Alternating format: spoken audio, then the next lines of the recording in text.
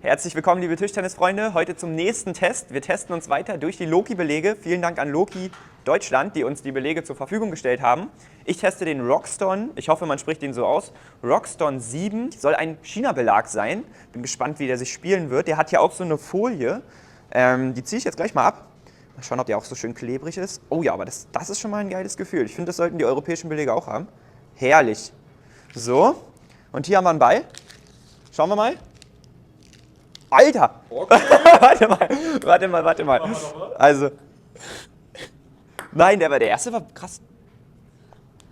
Hä? Aber es ist schon brutal. Also es klebt schon wirklich gut. Klar, es ist nicht das Ultimum. Der gerade war schon heftig. Aber. Ja, man merkt schon, anderes Feeling. Aber ich bin gespannt, wie er sich testen lässt. Der Belag ist für 35 € auf der Seite von Loki Deutschland zu haben. Mit unserem Rabattcode könnt ihr aber nochmal 10% auf euren gesamten Einkauf dort sparen. Nutzt es also gerne. Zunächst ein paar Informationen zu der Marke Loki. Loki ist ein innovativer chinesischer Hersteller von Tischtennisausrüstung, der 2011 in China gegründet wurde. Das Besondere an Loki sind die moderaten Preise. Belege sind schon ab 15 € erhältlich und selbst der teuerste Belag bei Loki kostet derzeit nur 45 €. Auch bei Hölzern geht es schon bei 16 € los, wobei es hier auch einige hochwertigere Hölzer gibt, für die man tiefer in die Tasche greifen muss. Sehr interessant sind auch die Komplettschläger bei Loki. Für unter 50 € kann man einen ganzen, frisch geklebten Schläger bekommen. Wir sind gespannt, ob das Material nicht nur vom Preis, sondern auch von der Leistung überzeugt. Unser erster Test wird der Loki Roxton 7 sein. Zu Beginn noch ein paar technische Fakten zum Loki Roxton 7. Technisch gesehen handelt es sich um einen Hybridbelag. Laut Beschreibung soll der Belag klassische Charakteristiken von chinesischen Belegen und europäischen Belegen bieten. Insbesondere ein klebriges Obergummi, das enorm Spin erzeugen soll. Gleichzeitig soll der Belag einen weicheren Anschlag bieten und etwas mehr Katapult haben. Erhältlich ist der Belag in Rot und Schwarz, nur in der Dicke 2,1, was auch die maximale Dicke dementsprechend ist. Auffällig ist noch der blaue, recht feinporige bis leicht mittelporige Schwamm, bei dem man die Schwammhärte auswählen kann. Gemessen wird diese nach Shore A, es ist somit eine andere Skala als bei europäischen Belegen, bei denen die Härte nach der ESN-Skala angegeben wird. Um die Härte vergleichen zu können, muss man von der chinesischen Skala ca. 10 Grad raufrechnen. Erhältlich ist der Belag derzeit jeweils in den Härten 37 Grad und 39 Grad. Wir haben ihn in Schwarz in 39 Grad getestet, was in europäischer Härte ca. 49 Grad beträgt. Es ist also ein mediumharter bis harter Belag, vergleichbar mit dem Tipa Hybrid MK Pro, den ich derzeit spiele. Vom Gewicht her liegt unser Exemplar mit Verpackung bei 89 Gramm und ungeschnitten mit Folie bei 66,6 Gramm. Damit ist er etwas schwerer als beispielsweise der Hybrid MK mit 65 Gramm in der maximalen Schwammdicke. Allerdings gibt es natürlich je nach Exemplar Gewichtsschwankungen. Getestet habe ich den Belag auf dem Innerforce ALC Holz von Butterfly. Okay, meine ersten Bälle mit dem Roxton 7 habe ich gespielt. Ich habe auch noch nie China-Belege vorher gespielt, immer Hybrid-Belege von den europäischen Marken, wie zum Beispiel Tipa, wie zum Beispiel Andro. Also ist auch für mich mein erstes Mal mit wirklich China-Belegen. Und ich muss sagen, ich bin wirklich beeindruckt. Mir gefällt der Belag sehr gut. Ich habe ein tolles Gefühl beim Kontern. Ich habe ein tolles Gefühl beim Topspin. Wenn ich viel mache, kommt viel raus. Wenn ich den Ball nach vorne schleudere, dann kriege ich den Ball auch mit einem schönen Tempo nach vorne. Wenn ich den ein bisschen weicher treffen will, passiert auch genau das. Ich habe nie diese unkontrollierten Bälle. Ich muss sagen, bei meiner Vorhand liegt mir das auch sehr. Ich habe eine große Bewegung. Ich habe ganz früher als kleiner Junge Tennis gespielt und habe da mit Tennis mit einer großen Bewegung angefangen. Die Trainer haben immer gesagt, Mann, mach mal eine kleinere Bewegung. Und das kommt mir jetzt aber richtig zugute. Die Chinesen oder japanische, asiatische Technik ist ja auch ein bisschen größer an der Vorhand. Und da muss ich sagen, da performt der Belag richtig gut. Yannick hat eigentlich auch gut geblockt. Wenn ich mit Spin gezogen habe, kam richtig viel Spin raus. Ich konnte den Ball richtig schön greifen, was ein großer Unterschied war zu einem normalen europäischen Belag.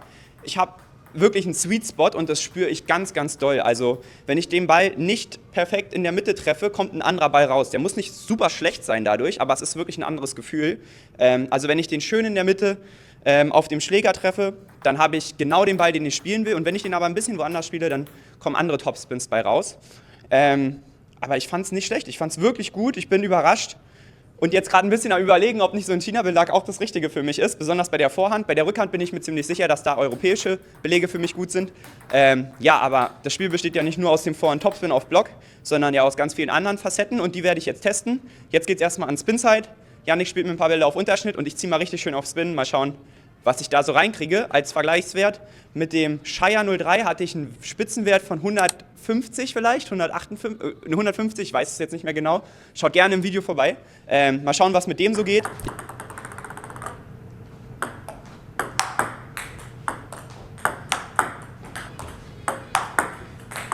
Digga, 181? Das kann nicht sein. Was? Mal nochmal. Ich weiß nicht. Hast du ihn krass getroffen? Ich habe den normal getroffen. Also gut. Okay, beim Topspin auf Unterschnitt fand ich den Ball, den ich gespielt habe, wirklich gut, wieder intuitiv. Ich hatte tolle Spin-Werte, 189, aber das muss ein Messfehler gewesen sein, weil so super soft. Ich weiß nicht, was der Highscore überhaupt ist bei Spin-Side, aber den habe ich, glaube ich, jetzt nicht erwischt. Aber ich komme schon so auf 150, 140, also schon sehr spinny.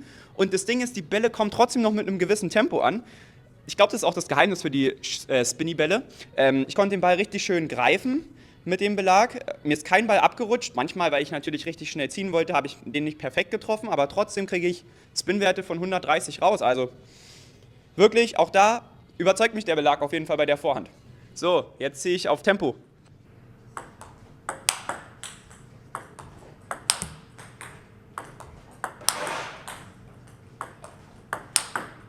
Okay, bei den Topspins, die ich jetzt auf Tempo gezogen habe, hatte ich so einen Wert von 50 ungefähr, bisschen weniger manchmal, 50 km/h, das ist gut auf jeden Fall. Ich kann ihn richtig schön nach vorne ziehen und ich kriege auch genau das raus, was ich in den Ball reingebe, weil der Belag halt nicht diese Eigeninitiative hat. Das ist aber angenehm für mich jetzt in der Vorhand, wenn ich natürlich aktiv bin, weil dann springt mir der Ball mal nicht deutlich rüber, der Ball geht mir auch nicht ins Netz, der versumpft mir nicht, sondern wenn ich schön durchziehe, dann kommt auch immer ein richtig schöner Ball raus. Dort, wenn ich jetzt richtig durchgezogen habe, fand ich den Sweet Spot auch gar nicht so super entscheidend. Ich habe ihn manchmal nicht ganz perfekt getroffen und trotzdem kam eine schöne Granate raus. Finde ich sehr angenehm. Also dieses Gefühl in der Vorhand, wenn ich selber aktiv bin, gefällt mir wirklich sehr gut. Ich bin gespannt, wie es sich im passiven Spiel anfühlt. Wenn Yannick mal zieht, dann werde ich mal ein paar Blockbälle setzen. Ich kann mir vorstellen, da ist es schon sehr was anderes, weil du immer auch gegen den Ball arbeiten musst. Mit den normalen Belegen kannst du einfach hinhalten und der Ball geht schon irgendwie rüber, hat viel Katapulteffekt. Das haben wir hier gerade nicht. Ich finde es jetzt gerade super.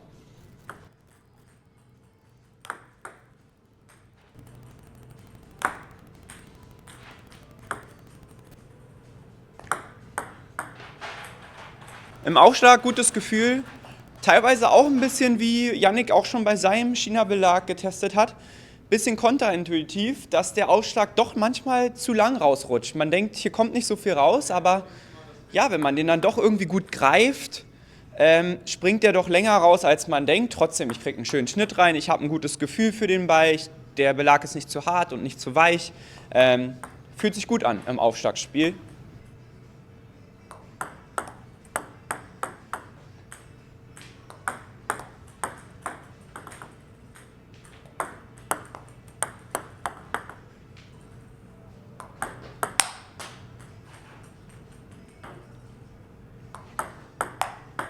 Okay, also im Rückschlagbereich kann ich jetzt nicht mehr nur Positives sagen, sonst hätte ich mir wirklich ganz starke Gedanken gemacht, ob ich nicht irgendwie auf den China-Belag wechseln muss. Aber da merke ich schon, dass es ein sehr anderes Gefühl ist. Ich kann ihn nicht so super gut kurz legen, ich kann es gar nicht beschreiben oder nicht logisch erklären, warum. Auf jeden Fall kriege ich das Gefühl nicht so gut dafür hin, dass er flach und kurz kommt und ich ein bisschen Unterschnitt erzeugen kann. Beim Flippen schiebe ich den Ball eher, weil ich greife den so lange mit dem Schläger, dadurch schiebe ich den irgendwie eher rüber und raus. Es ist schwer für mich, so irgendwie den so ins Halbfeld zurückzuflippen oder erstmal sicher auf den Tisch zu spielen. Ich habe das Gefühl, da geht entweder nur ganz oder gar nicht, nach dem Motto mit dem China-Belag. Und beim langen Anstechen habe ich auch das Gefühl, die kommen nicht so gefährlich, nicht so schnittig, nicht so angeschossen wie mit meinem normalen Belag. Da habe ich wirklich mit meinem normalen Schläger auch ein deutlich besseres Gefühl im Rückschlagbereich. Und der Rückschlag ist halt ja, super wichtig, ne? Wenn man da nicht gut drauf ist, dann haut einem der Gegner die Bälle um die Ohren. Und da muss ich sagen, da müsste ich hier viel umstellen. Es geht bestimmt, man kann damit bestimmt tolle Rückschläge spielen. Das war jetzt aber für mich der größte Negativpunkt, dass es sich wirklich so anders anfühlt wie mit meinem normalen Schläger. Wenn die Bälle aber lang kommen und ich einen Topspin spielen kann, wieder aktiv sein kann, dann gefällt es mir wieder sehr gut mit der Vorhand. Also ja, es ist eher so, wenn ich aktiv bin und wirklich tolle Topspins ziehen kann, dann finde ich, ist der Belag genau das Richtige für mich. Aber wenn ich dann Bälle mit Gefühl spielen muss, gut qualitativ gute Bälle kurz spielen, lang anschupfen, halt im Rückschlagspiel ein bisschen was Kreatives machen muss, dann ist es doch sehr schwer. Aber klar, wäre auch zu schön, um wahr zu sein, wenn damit direkt alles gelingt und alles perfekt wäre. Ne?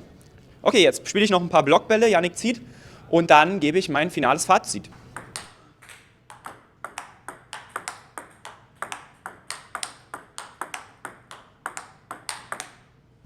Im Blocken hat sich der Roxton 7 ähnlich gespielt wie im Rückschlag, also ich bin da leider nicht so überzeugt. Da fehlt mir die Eigeninitiative, dass es sich natürlich für mich anfühlt. Wenn Jannik manchmal ein bisschen weniger macht, muss ich auch ein bisschen doller gegen den Ball spielen. Wenn Jannik ein bisschen mehr macht, muss ich da ein bisschen rausnehmen. Eigentlich muss ich wirklich viel gegen den Ball arbeiten, habe ich das Gefühl, im Blockspiel. Und das kriege ich einfach nicht hin. Im Blockspiel muss ich reagieren, muss ich schnell am Ball sein. Und wenn ich dann noch mit einer aktiven Bewegung gegen den Ball arbeiten muss, schaffe ich das einfach nicht. Und ich habe auch nicht so direkt das gute Gefühl, okay, wie kann ich den länger blocken, wie kann ich den kürzer blocken, wie kann ich den flacher blocken und höher blocken. Was wieder ganz gut funktioniert, wenn ich ein bisschen gegen den Ball arbeite, also gegenziehe, klappt das ganz gut. Ja, aber wenn die manchmal so im Halbfeld verhungern, die Bälle von Jannik, also dann irgendwie so ein bisschen, wo ich mich nach vorne strecken muss, also bewusst so ein bisschen halblanger gezogen werden, dann habe ich da auch schon wieder das Problem, dass ich nicht mit diesem gewohnten Schwung reingehe, nicht richtig gegen den Ball komme, nicht perfekt stehe und dann auch nicht den Ball spiele, den ich eigentlich spielen würde mit meinem normalen Schläger. Ja, also ich glaube jetzt nochmal abschließend zu meinem Fazit. Der Roxton kostet 35 €. Mit unserem Rabattcode könnt ihr da nochmal 10% sparen. Ich finde, es ist ein sehr guter China-Belag im aktiven Spiel, im passiven Spiel, im Aufschlag-Rückschlag-Spiel, im reaktiven Spiel, wo ich immer schnell irgendwie die Flosse zum Ball strecken muss. Da überzeugt mich der Belag nicht so. Im aktiven Spiel wunderbar, da war ich wirklich am Zweifeln. Scheiße, spiele ich den richtigen Belag, aber das zeigt mir jetzt nochmal, dass es halt auf viel mehr ankommt im Tischtennis als nur einen tollen Topspin, weil man wahrscheinlich im Satz, wenn überhaupt, 50, 60, 70% zieht und davon wahrscheinlich auch nur noch 30%, 40, 50% mit der Vorhand, je nachdem, was für ein Spielertyp man ist. Das Spiel besteht viel mehr als aus einem reinen Vorhand-Topspin auf Block. Es ist auf jeden Fall ein anderes Spielgefühl, aber ich kann meinen nicht so lange führen. Hier kann ich den Ball wirklich ein bisschen länger im Schläger lassen und genauer steuern. Will ich ein bisschen mehr mit Sidespin ziehen, will ich ein bisschen mehr mit Topspin ziehen, will ich mehr nach vorne oder so spielen. Das ist alles ein bisschen schneller weg von meinem normalen Schläger. Also wenn ich mit meinem normalen Schläger ziehe, habe ich da nicht diese maximale Kontrolle. Ich kann mir vorstellen, dass wenn man viel Training reinsteckt, dass man dann auch wirklich top mit dem Belag spielen kann. Aber ich müsste viel verändern im passiven Spiel. Mein ganzes Gefühl ist dafür falsch. Ja, für die Bälle, es fühlt sich nicht intuitiv an. Wenn ich lang anschupfen will, habe ich schon Probleme, weil ich normalerweise mehr vom Katapulteffekt vom Belag lebe. Und hier muss ich gefühlt einen halben eine Topspin-Bewegung, also eine große Bewegung machen, um den Ball überhaupt nach vorne rausschieben zu können. Und es fühlt sich auch immer wie so ein Schieben an und nicht wie so ein gefährliches Anstechen. Ich kann empfehlen, wer jetzt sagt, er spielt eigentlich wirklich sehr viel aktiv und zieht bei der Vorhand immer alles gegen, dass dann so ein Belag für den schon in Frage kommt, wenn man sehr gerne sehr aktiv spielt. Wenn man aber, wenn man auch davon lebt, dass man mal einen Block setzt, mal schön den Gegner anschupft, dann, glaube ich, braucht man viel Training in dem Bereich mit diesem Belag. Generell würde ich auch sagen, dass man eine große Vorhandbewegung braucht. Man braucht generell große Bewegungen, die sich flüssig, harmonisch anfühlen sollen. Und dann kriegt man auch eine schöne Power aus dem Belag. Ansonsten wird es meiner Meinung nach schwierig. Aber ja, testet es sehr gerne aus. Es ist eine andere Spielweise. Und man muss selbst für sich rausfinden, ob es das Richtige ist und ob man sich da auch umstellen kann. Er hat schon sehr viele Vorteile, dieses spinnige Obergummi. Auch dieses wirklich sehr kontrollierte und direkte Spielgefühl. Wenn ich viel mache, kriege ich viel raus, wenig, dann passiert wirklich auch wenig mit dem Ball. Wenn man sich da schnell umstellen kann, kann das wirklich ein super Belag sein. Aber wenn man da sagt, okay, die Zeit und Mühe ist es mir jetzt vielleicht nicht wert und ich komme doch besser klar mit einem europäischen Belag, weil man ja nicht nur den aktiven Topspin spielt, dann ist der Belag wahrscheinlich nicht direkt das Richtige für einen. Jetzt ist der Belag ja so klebrig. Damit diese klebrige Oberfläche auch so bleibt, muss man den Belag ein bisschen behandeln nach dem Spielen. Und zwar macht man das hier mit so einem Reiniger, mit einem Schwämmchen, haben die meisten wahrscheinlich zu Hause. Und wichtig ist dann noch so eine Folie drauf zu machen, weil der Belag Staub magisch anzieht. Man sieht das hier, eine Einheit gespielt in einer recht sauberen Halle eigentlich, hier in der Ding-Dong-Ping-Pong-Location. Und ja, der Belag sieht recht staubig aus und deswegen pflegt eure China-Belege, damit die auch lange so klebrig bleiben. Wir können jetzt leider nicht die Haltbarkeit beurteilen, weil ich werde den Belag jetzt nicht ein halbes Jahr lang spielen. Aber ja, jetzt mache ich den noch sauber und damit würde ich sagen, Haut rein, wir testen die nächsten Loki-Belege. Seid gespannt, es gibt wirklich sehr günstige Belege von Loki. Mal schauen, wie die im Vergleich auch zu diesen China-Belegen abschneiden. Wir sind gespannt. Macht's gut. Ciao, ciao.